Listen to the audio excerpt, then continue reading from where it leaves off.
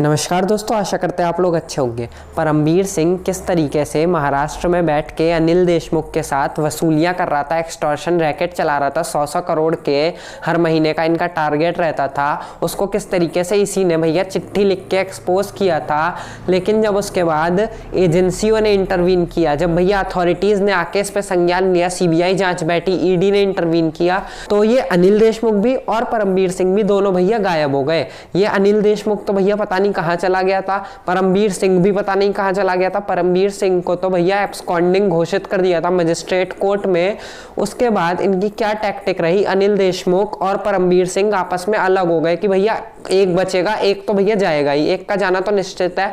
और मैं तो कहता हूं दोनों जाएं, दोनों गलत काम अगर कर रहे थे तो दोनों जाएं। लेकिन अब इनका क्या टैक्टिक है, इसको फंसा दो, इसको बचा लो, इसको बचा लो, इसको फंसा दो, ये वाली टैक्टिक पे अब ये लोग काम कर रहे हैं। तो अनिल देशमुख ने यहाँ पे क्या टैक्टिक लगाई कि भैया मैं पहले ED के सामने चला जाता हूं, वहां पे उपस्थित हो जाता हूं, क्योंकि अगर परमबीर सिंह मुझसे पहले चला गया तो वो मुझे फंसा देगा। तो मैं पहले चला जाता हूं, मैं जाके वहां पे जांच में बहुत दिखा दूंगा कि देखो भैया मैं तो आ गया, मैं जांच में सहयोग कर रहा हूं। लेकिन परमबीर सिंह की गलती है, इसलिए वो अभी भी नहीं आया, पर मैं आ चुका हूं। तो यहाँ पे अनिल देशमुख गए ED के सामने, उसी दिन ED ने इनको अरेस्ट कर लिया 2 तारीख को। उसके बाद परमबीर सिंह के खिलाफ जब अथॉरिटीज ने कह दिया, लुकआउट नोटिस जारी हो गया, सब कुछ हो गया। अब जब हो गया, उसको क्लियर लगा कि अगर भैया अब नहीं गया तो अब ED मुझे कभी भी गिरफ्तार कर लेगी, अब अथॉरिटी मुझे कभी भी कोई भी एजेंसी आके गिरफ्तार कर लेगी। तब ये भाई साहब निकलते हैं और सुप्रीम कोर्ट जाते हैं। निकलते नहीं है, बाहर नहीं आते, सुप्रीम कोर्ट जाते हैं और डायरेक्ट बोलते हैं कि मुझे प्रोटेक्शन चाहिए अरेस्ट से। तो सुप्रीम कोर्ट इस पे बहुत ही सीधा बोल देता है, हम आपको प्रोटेक्शन तब तक नहीं देंगे जब तक हमें पता नहीं होगा आप कहाँ हो, आपकी लोकेशन क्या है।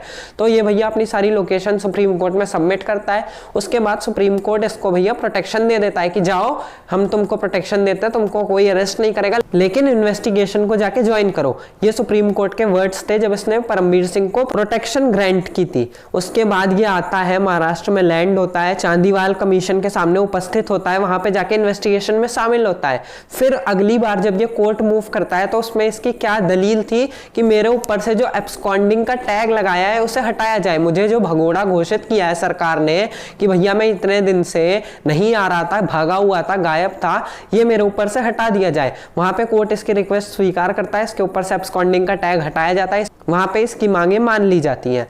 उसके बाद ये अभी इन्वेस्टिगेशन में शामिल हुआ है।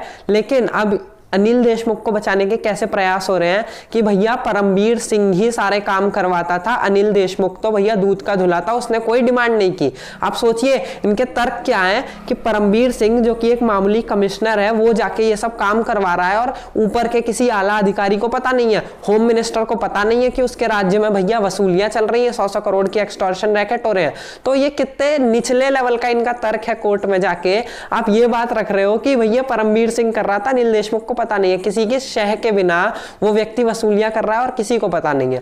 इनके तर्क की तो भैया दाद देनी पड़ेगी कि इन लोगों ने या तो कोर्ट को मूर्ख समझ लिया या खुद ही मूर्ख है। चलिए, ये तो हो गई एक बात।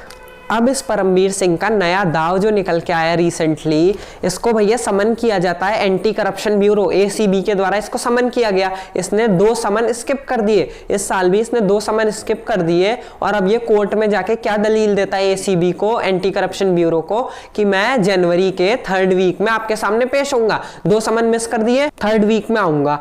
क्यों भाई? आप भैया एक चोर हो, एक भैया वसूली करने वाले अपराधी हो, एक क्रिमिनल हो, और आप खुद तक कोर्ट में जाके ऐसे तर्क दे रहे हो जैसे तो पता नहीं आप भैया कितने रिस्पेक्टेड पर्सन हो। आपसे मिलने के लिए, आपसे बात करने के लिए, आपसे सवाल जवाब करने के लिए अब ACB को अपॉइंटमेंट लेना पड़ेगा, आपका, एक अपराधी का, एक चोर का। ये तो भैया इनके तर्क हैं। और इसने बहाना क्या दिया कोर्ट में कि पैंडेमिक है भैया, ओमिक्रॉन वायरस जो ये नया फैला है, इसकी वजह से मैं उपस्थित नहीं हो सकता ACB के सामने, जांच में जाके सहयोग नहीं कर सकता। लेकिन जनवरी का जो 3rd वीक है उसमें मैं ACB के सामने जाऊंगा और उसमें ACB मुझसे इंटरोगेशन कर ले, मुझे कोई दिक्कत नहीं है। वाह, मतलब कोरोना की फर्स्ट वेव में जब कोरोना एकदम पीक पे था, एकदम जानलेवा था, तब ये लोग वसूलियां कर सकते हैं 100 करोड़ की हर महीने, तब इनको कोई पैंडेमिक से खतरा नहीं होगा।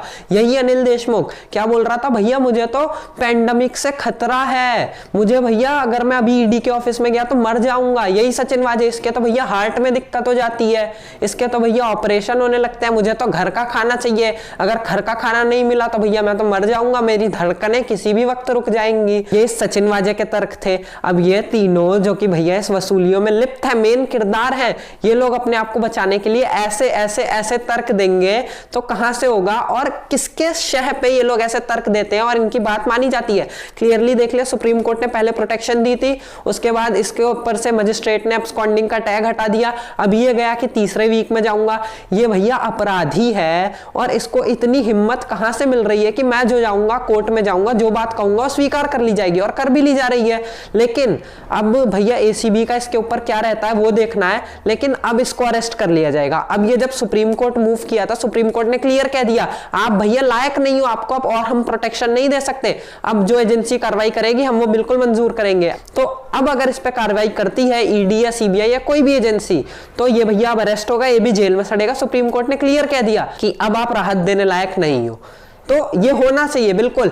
ये सारे चोर लोग, ये सारे गरीबों का पैसा खाने वाले कब तक ऐश करेंगे, इनको जेल में ही सड़ना चाहिए और एक्चुअल में सड़ना चाहिए।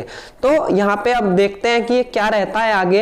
ये एक छोटा सा अपडेट था, वीडियो के माध्यम से हमने इसको आपके साथ साझा किया और अब आपकी जिम्मेदारी है कि अब इसको आप लोग आगे साझा करें। इस वीडियो में इतना ही है। अगर वीडियो पसंद आया तो चैनल को सब्सक्राइब कर दीजिएगा और वीडियो को लाइक कर दीजिएगा। जय हिंद।